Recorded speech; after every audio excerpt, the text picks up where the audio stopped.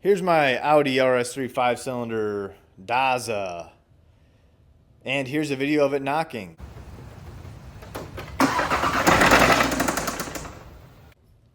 Real short video. So here's the deal with this Daza. I bought this car from auction, 2018, Audi RS3, had minor front end damage. Now when I say minor, that means the bottom of the front end was clipped off. It didn't seem that bad, blah, blah, blah, blah, blah. Okay, so what's the problem? Why did it knock? Did it knock because it's junk, or did it knock because somebody knocked it? So essentially what happened was, when this car was wrecked, we don't know if the original people that were driving this, did they wreck it and then try to drive away from the scene? Nobody knows, right? So it was potentially driven when it was wrecked. And let me show you real quick. Here's the issue. This is the oil filter housing, made of plastic. Here's the oil cooler, right? But this is all one big piece here.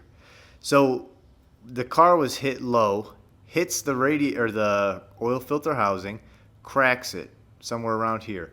The entire oil filter housing cracked. What that means is that when the car or when the engine is making oil pressure, it's just pumping it out here. The original people crash it low. When they crash it, we don't know what they did. Did they try to drive it? Did they immediately shut it off? Nobody knows. So the tow truck probably comes to pick it up. We don't know what the tow truck driver did. Did he try to drive it? Did he winch it? Who knows? So, with that being said, the tow truck driver brings it to the auction yard. The auction yard does who knows what. Do they drive it? Or do they winch it? Or do they forklift it? Probably drive it. So, the problem is the car now has no oil. At some point it pumped all the oil out of it. Then it was started or driven with no oil in it. Who knows how many times? 5, whatever. When I bought the vehicle and I had a shipper pick it up, they most likely threw a jump pack on it, started it, and tried to drive it on the trailer, or did drive it on the trailer. I don't know what they did. There's no telling what they did. So this engine was potentially started and or driven several times with zero oil in it. Now when I got it, I realized that that was the case, and I thought, well, this thing might be toast. But I put an oil filter housing on it. I put oil in it. I started it. I ran it. I idled it. I did this, did that, whatever. Put it all back together. Everything seemed okay.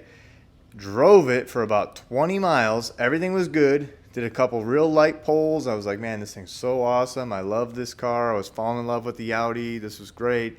And then it starts rod knocking. And again, I'll put that video right here. Boom. Rod knock.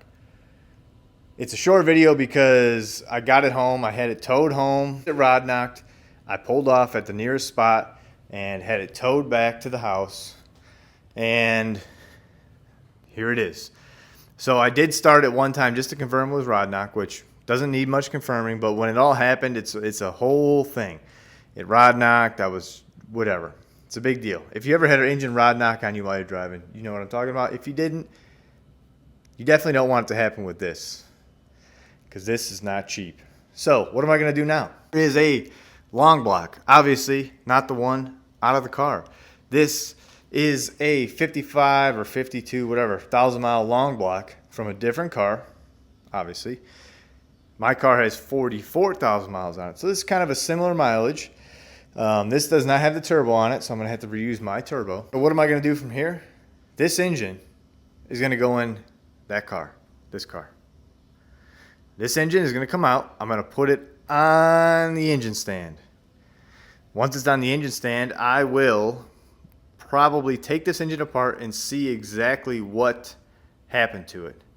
Obviously, have a rod bearing failure, but I'm going to dive into it and see essentially what it looks like when you run a Daza or any engine without oil and drive it and run it, whatever. It's going to go in that car. I'm going to get it back on the road ASAP, because I need to take this car on a trip that I've already booked. Why is this thing not focusing right? So that's next for the Audi. Get this engine in there. The video of this engine getting tore down on the stand will probably be a little bit later just because I need to get this car driving. I cannot have this car sitting here, so we got this 55,000 mile long block. We'll go over what the situation with this is as far as what little surprises showed up when I bought it, and then we're gonna pull this thing around and pull this engine out. It's gonna be a whole thing. If you care about Dazas, RS3s, or whatever, I'm not a professional. I'm not a shop. If I pull my engine apart and it is salvageable, meaning the crank is okay, the block is okay, and yada, yada, yada. If my engine is salvageable, I will be building that engine myself and putting it back in the car, and then I will sell the engine that I just bought.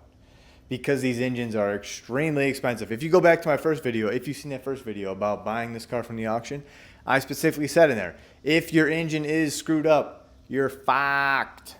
You're fucked. So, I'm fucked. Yeah. But anyway, so that's how that's going to go. I'll upload this video, hopefully get this thing knocked out, engine in, or that engine out. It's going to be a whole process. I've never done this before, so we're going to figure this stuff out, and I'll be back ASAP. I need to get this car back on the road before mid-October. Have to, or else I'm screwed. So, here we go. Audi life. Sucks balls. Don't do it. Peace.